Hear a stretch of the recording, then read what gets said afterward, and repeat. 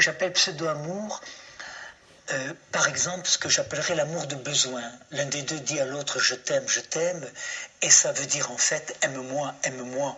En fait, je ne suis pas dans l'amour, je suis dans la demande d'être aimé, l'aspiration à être aimé.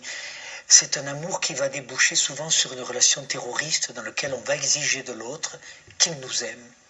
Il y a aussi ce que j'appelle les amours de manque, où implicitement on va tenter d'obtenir de l'autre un amour qu'on n'a jamais eu de la part de papa, de la part de maman, comme si je disais implicitement à l'autre, tu devrais m'aimer comme ma mère ou mon père aurait dû m'aimer, ou comme celle qui m'a quitté il y a quelques années n'a pas su m'aimer.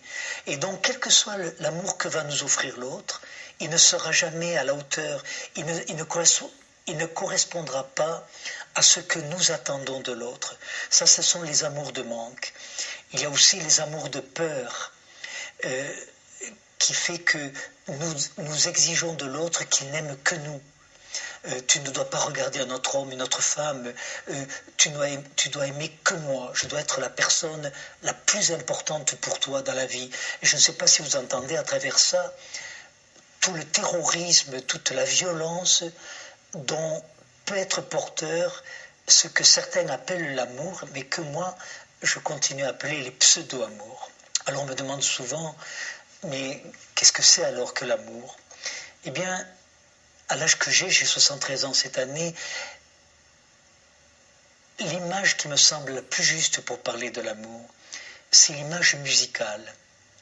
Ça veut dire que l'amour, c'est comme un sentiment qui est chez l'autre, un sentiment qui est chez moi, je le mets du côté du cœur, et quand ces deux sentiments se rencontrent, telles deux notes de musique, ils vont parfois s'accorder et faire du Mozart, ou du Schubert, ou du Schumann, ou du Jean-Jacques Goldman, si on aime Jean-Jacques Goldman. Ça veut dire, vous voyez, telles deux notes de musique qui vont s'accorder, vibrer ensemble et s'amplifier. Ça, c'est ce que je souhaite à chacun d'entre nous, de rencontrer ce type d'amour où il y a un sentiment chez l'un, un sentiment chez l'autre. Ça s'appelle l'amour en réciprocité, mais au-delà de l'amour en réciprocité, il y a cette sorte d'accord magique qui va faire que ça va devenir quelque chose de merveilleux, d'éblouissant, qui va nous transporter, qui va nous transcender et qui va faire d'ailleurs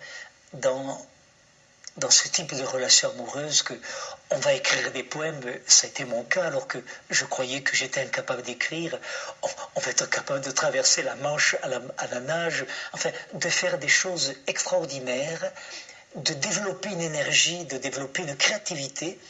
Les grands artistes sont souvent portés par deux choses, par l'énergie d'un amour naissant, qui est le propre du sentiment amoureux, ou la nostalgie d'un amour perdu, qui n'est plus là, parce que l'autre est parti ou parce que l'autre a disparu, et qui fait qu'on est encore habité par cette sorte de vibration, parce que je crois que le propre du sentiment amoureux, c'est de stimuler cette vibration à nous, c'est de l'ordre vibratoire.